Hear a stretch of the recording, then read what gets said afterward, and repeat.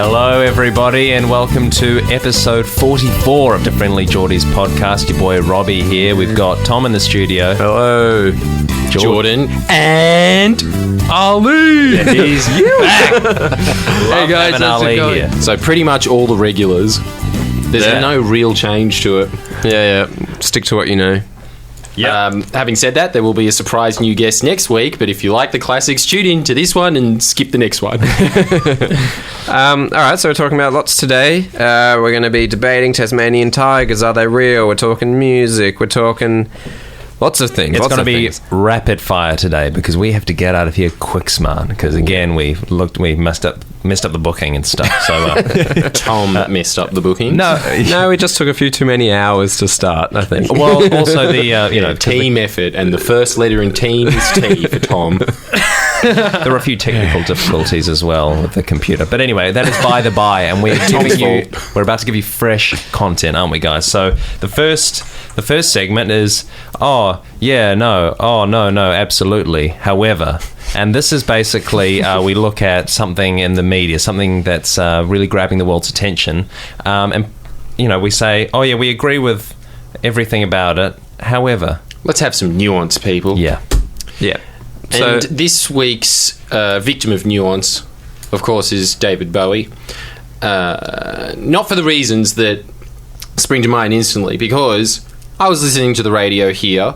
There was some idiot ringing up the mic here in Emma's show. Of course, it's going to be some dumbass from the West ringing up, go, who's this David Bowie? Why don't I'm talking about him? He's just old. Who cares about? I don't know who he is. Who's David Bowie? What did he do? And then they go, I think he was like a musician in the 70s or something. Yeah. And then the other one of the co-hosts, his job is music, and he was like, who's that? It's not Chris Brown, is it? I don't care about it. Who's Bowie? So it's three dunderheads sitting there denigrating the legend that is David Bowie, and frankly, just completely undeserved, really. That guy does not...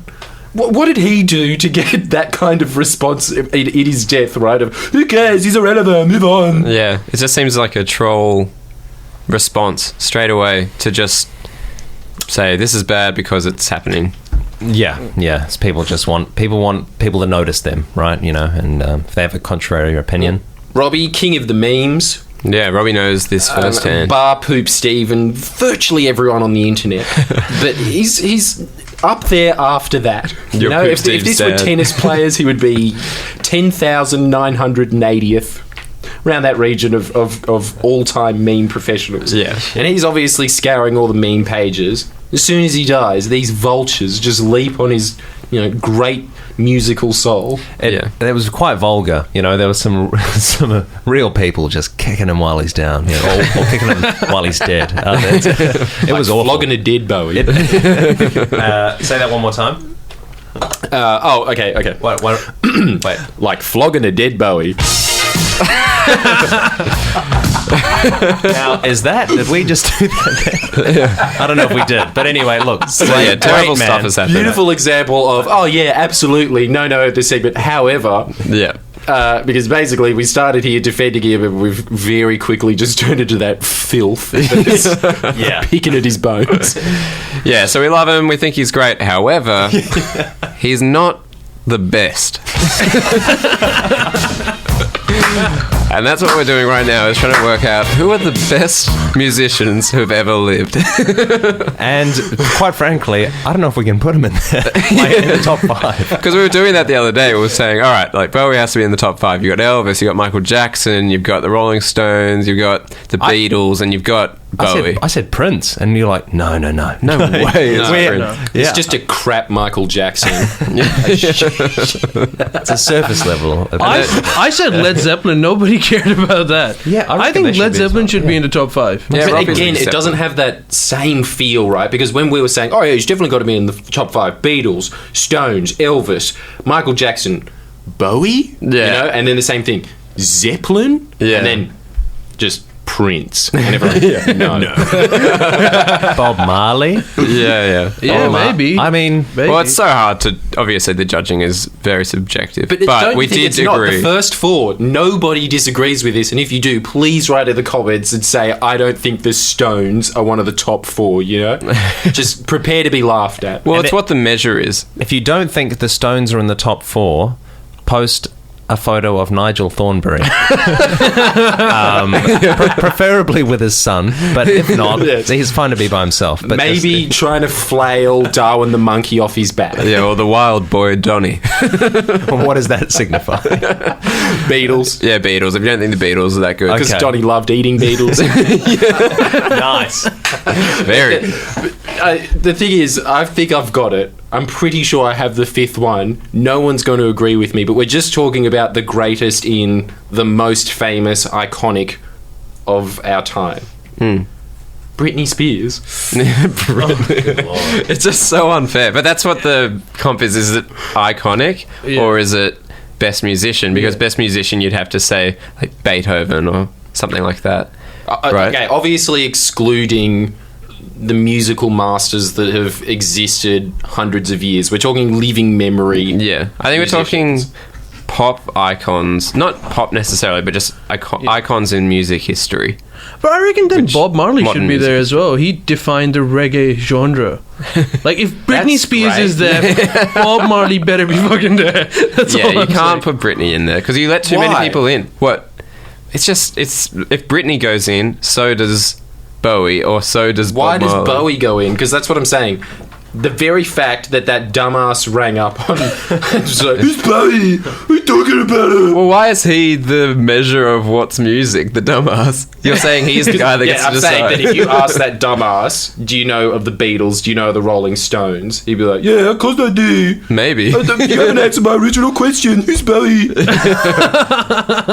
he'd put Rihanna and people like that on his list, wouldn't he? Top 5? Yeah, as if he wouldn't. How can you give him enough credit to say no? He's above that. Ja Rule. Lamar. So who's your top 5, Robbie? I suppose I'd say... No, but we're Oh, saying these 4 are set in stone. So these this is are your the fifth. 4 commandments of music. Jackson, Who's the fifth? Elvis, Beatles, Stones. You don't disagree with any of them, do you?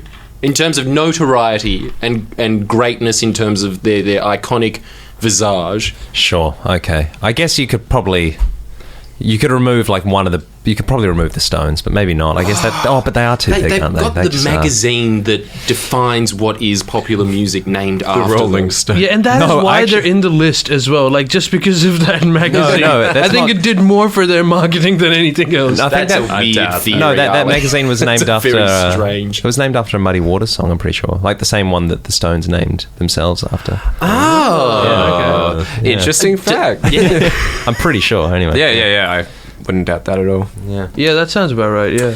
So there you go. The point is, you learn stuff. ruined the segment, Robbie. A little bit too much You and your info. facts. Everyone was very sure that it was named after the Rolling Stones, and to have that much wind taken out of you Yeah, just yeah. really set it up for a bad rest of the pod. Happily Like, if believing you're not otherwise. sure about that, what can you be sure of?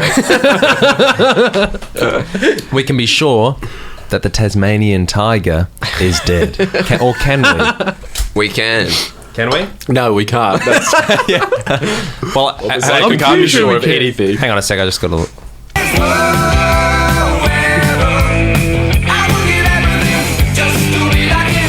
How does that relate to the Tasmanian tiger? Because it's like a Australian crawl, and it's a very... I don't know, to me it just reeks of Australia. Well, it sounds very Australian. It's by Australian Crawl. It's a very Australian song. We're talking about the Australian tiger, aren't we? Yeah, right. Tasmanian tiger. I guess so.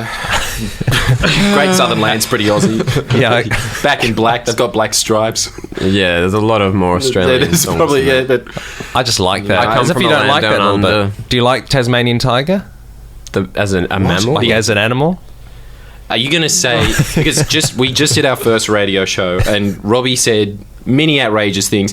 Ali wasn't there. He was listening to a bit of it in the car, but he didn't know what Spotify was. He thought he came up with this genius idea for, why don't we get every song together on a database? Charge $10.95 a month. Yeah, but anyway, the point is, he also said, "Should we respect gorillas?" Was one of his questions that he posed to the audience to text in on. Should we respect specifically Coco the gorilla that we were talking about in relation? Best one, the most knowledgeable gorilla of all of them, the Stephen Hawking of gorillas. Should we respect it? That's very true, actually, isn't it? Yeah.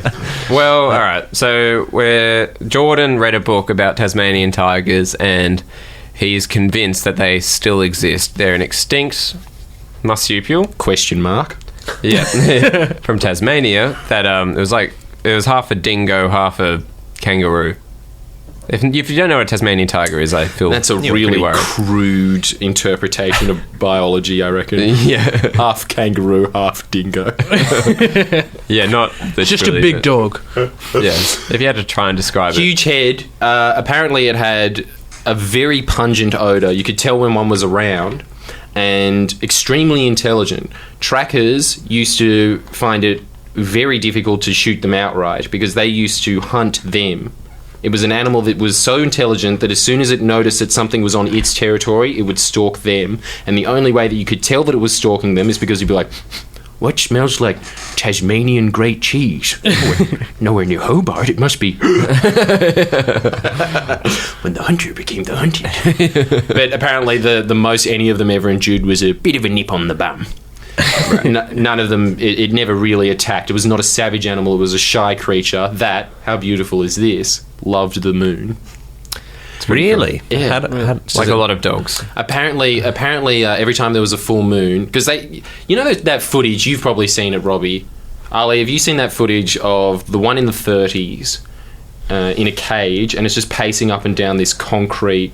It's basically just a bird cage for a dog. Yeah, it's just a very way sad smaller image. than it should be. Yeah, and they were saying that one of the zookeepers said that it was the animal that it felt sorry for most because apparently they had extremely expressive eyes, and the only thing that it enjoyed in its entire life was every now and then a sparrow would come in, and then it'd quickly animate to life and try and hunt it. And the zookeepers would always just be like, "Yeah, you got it this time," and yeah.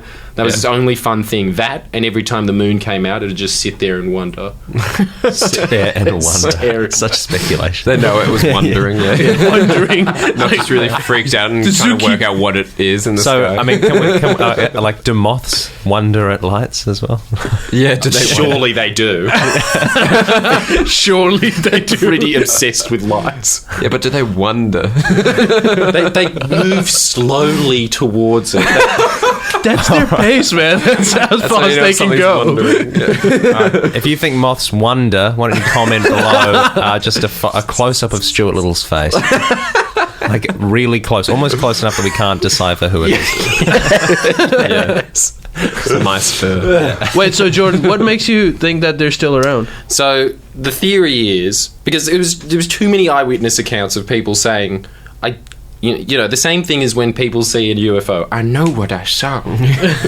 And they're mostly bushmen that spend a lot of time in the wild, and they wouldn't say that it doesn't sound fantastical in that their entire life they're just bushmen, so they've spent their whole life in the wilderness, and then one time they'll just be like, "Oh yeah, no, in the 80s. I fucking saw one," you know, that kind of thing, right? Really certain about it. But on top of that, the thing is, you're not in the wilderness in Tasmania where it's extremely inaccessible. So the theory is that they started everyone thought they were extinct because in their normal patio area, the grasslands, they were shot. But if all of your family is getting systematically wiped out, you would think, "Holy shit, I better retreat." And so then the theory is that they just went into the wilderness, and there's still huge tracts of Tasmania, sometimes 80 kilometres without even a dirt road in the mountains. And they think that there might still be a small population there, and that doesn't seem to be in the realm as the Loch Ness Monster or the Sasquatch to me.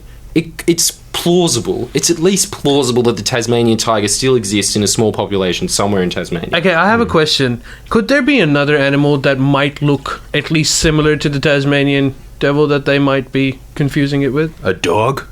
A dog. But Well, they are a dog, but they do have a very distinctive tail, and they're always saying it. That you can always, the guy that's been documenting it knows when somebody's just bullshitting. He claims anyway, because he's been doing it for 40 years, and he's heard thousands of accounts, and out of them, he says that maybe 100 of them are apt, and it's always the same three things: kangaroo tail, huge bull-like head, pungent odor. Those are the three things. But then again, a lot of people have claimed to seen Bigfoot as well. So I'm wondering on the credibility. Well, here. That's my point. Like, What? Bigfoot does not exist except for in that happy-go-lucky family movie from the 90s, right? We don't know that there is a giant ape man. There's no actual proof of it ever existing, but the Tasmanian tiger was in living memory alive. Yeah, but there's no current evidence that it exists anymore. Yeah, and what about like all those zookeepers? Wouldn't they be interested in just go explore that? Well, yeah, that's my argument as to why we know the Tasmanian tiger is extinct. Yeah. Is because just from reading literally an hour ago on ABC Science, it was saying that more money has been put into looking for the Tasmanian tiger than any other extinct species ever. So Yeah, but as it a would mammal. still be like Fairly low. $100,000. Yeah. But also Tasmanian tiger, so like the measure that is used to work out if something's extinct is to do with like confirmed sightings in relation to sightings prior to it being extinct or like suspected to be extinct. So a lot of animals, say like the Arctic fox or animals that are really rare, it's much harder to work out if they're extinct because sightings are so low anyway. But the main reason the Tasmanian tiger is thought to definitely be extinct is because prior to it being extinct, sightings were like very frequent, so it was a really high rate compared to a lot of other extinct animals, and then the decline is so rapid, it then is a pattern that shows that there should still be sightings. It's not the kind of animal that is elusive enough to avoid altogether. And it's then pretty big as well, right? Like, it's hard to miss. Like, if it's a really small frog species that you're looking for, I can understand that you're taking it. But Tasmanian tiger is a pretty big animal. Well, the argument is that they've adapted and moved off, right? So, like, you wouldn't see them because it's uncharted land in Tasmania. But I guess it's just hard because there's no evidence to show that they do exist. I don't see how you can't give that at least a bit of credibility. Just because it's uncharted and no one's ever there, they think that there might be some Tasmanian tigers there. And I'm just here to tell you that that's definitely not the case. I'm not saying it's definitely I've not. never been there, but I definitely know for a fact. But no one has seen one, right? Just to say because no heaps one's of old there. guys have seen it at the bar. Yeah, at the bar. At the bar. That's why it's called. That is exactly right. At the bar. It's The guy with the wooden leg. because there was. Poured in it. And there is actually a big history of extinct animals being rediscovered. There's one that I was reading was rediscovered after 180 years of being thought to be extinct. They found one alive. So What was it? It was like I don't know, some like a Jellyfish or mole something? or some boring rodent looking A thing. boring rodent. Something like that. Damn it. I don't know. Boring. Well, That it's not that sounds boring. shit. It wasn't extinct. So. Oh, no. But you'd love a Tasmanian tiger to be... I think mostly... I will admit a bias to this, because I remember when I was 6, it's one of my most strongest early memories, is the Cascade ad, where 2 Tasmanian tigers are looking wistfully at the moon, and then I just go to my mum and say, like, can I see a Tasmanian tiger? And she goes, no, they're extinct, Jordan. That really cut me up, man. Yeah, I was pretty affected by that too. Yeah. It's a sad animal to be extinct. What year did it become extinct? 30s. Oh, okay, 30s. Yeah, no, that sucks. It's really bad. Apparently there was another rhino recently that became extinct. I don't know the exact... Yeah, but we got more rhinos. We got more We only rhinos. had one kangaroo dog. Yeah. Why can't you breed Damn it. them now? Yeah, well, that's the thing. I don't understand why they haven't brought that back yet. Because they do have the little freak fetus in the jar of alcohol that you can swig around and make it look like it's dancing. It's not Jack and the Beanstalk's beans, man. You can just shake it and it'll come back to life. They've talked about bringing mammoths That's what back, you think, cloning. Ali. They probably could clone one. That's not really the same as bringing it. Yeah, they wouldn't sell as well as sea monkeys, would they? That's what we put our time and energy into, bloody sea monkeys. You think, the point is to sell them like for commercial use. That's why. Well, no, specifically at Australian Geographic. Yeah, as a competitor to sea monkeys. We could clone a woolly mammoth, but market research. No. Pet shops aren't interested in it either. The place that sells kaleidoscopes. That's where we'll be selling the Tassie tiger. But it's true. Compete with the sea monkey industry? Are you crazy? Apparently, there are more lions as pets in America than there are in like large parts of wilderness in Africa now. Now that is one of those facts that we were talking about on air before. Barely impressive. It is impressive. I just can't believe it. It could be. I couldn't believe it as well. But like, it's pretty accurate. It's tigers, not lions. It's tigers. Yeah. Oh right. It's tigers. Oh, and don't you think that makes a world of difference? It definitely does to me. Well, I've never seen a tiger in the wild. Yeah. Well, you see prides of lions quite often on videos and stuff. You sure do. Anyway, and that brings us to the end of the show. No, not just yet, but really soon, because we, as I say, we did stuff up the time here. Ollie, can you in 3 minutes? Super quick. Wasted time with essentially what is Discovery Channel 4:30 in the afternoon documentary about Bigfoot. Some say he exists, some don't. Let's look at the very shitty evidence. And ours is all secondary as well. Like, we're not even that confident on the evidence. I don't know, some mole or something. But it's still the same conclusion as all 4:30 documentaries. We don't know. Why did I watch this? Oh, God. We'll leave this up to you. You decide. Why do you decide? Slob on the TV. Yeah, probably. So Ali, talk to us about Pakistan. Tell us a horrific story really quick. Tell us its political structure in 8 minutes. In 8 minutes. 8, we got 3. We've got one more thing as well. Okay, all right. So the political structure. Good stuff. This is going to be fun. Okay. You're on the clock, Ali. Okay, so I'm going to have to back it up a bit. When the British were essentially owners of the world, remember those days? Okay, so they had a few institutions within those colonies that were actually running quite, like they were funding them. So those institutions like the army, so the British would need like a local army to fight. They would need a civil bureaucracy to run stuff. They didn't care about much of the other things. So what happened was, when they eventually left, you just had these places that had a few institutions that had like this history of functioning properly. So those institutions became really, really powerful. And Pakistan, the army became really powerful because it pre-existed the country itself. And they also happen to have the gun. So, because they are the army, so they decide, not only are we better than you, but we can also enforce this betterment on you. Yeah, right. So they became really, really powerful. Unlike which is about like half of Pakistan's history is under military rule.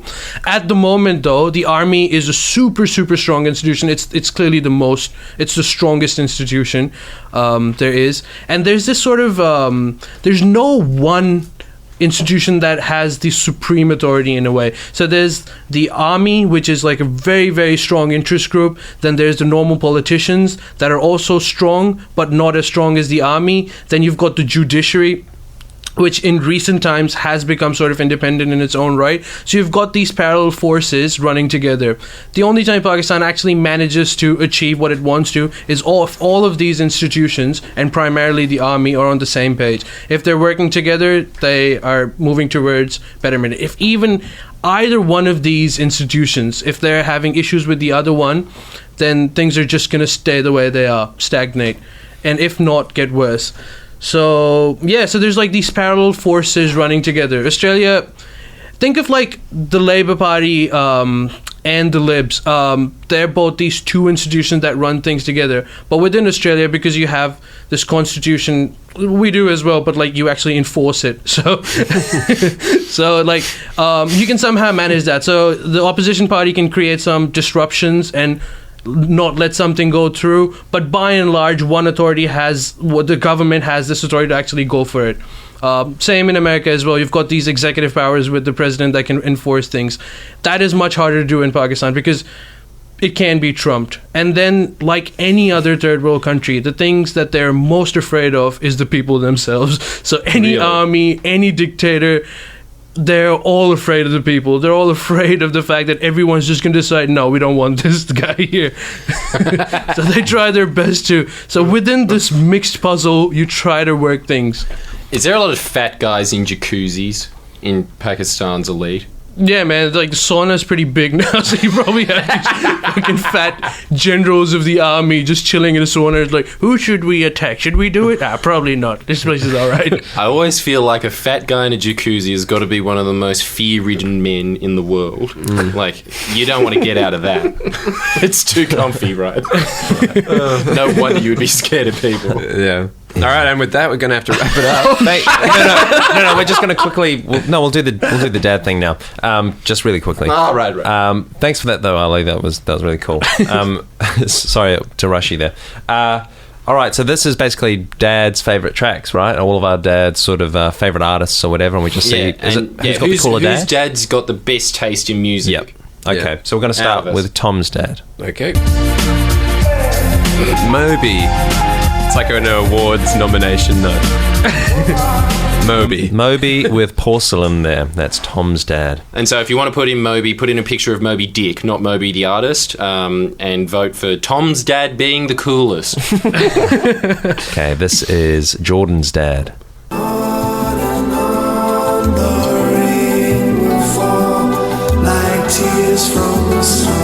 Sting. It is nomination. Sting with Fragile there. So if you want Sting, put in B the movie, as the main character is a bee who has a stinger. Ali? And this is Ali's father. Everybody's talking. That's awesome. Fuck you. Ali always wins these things.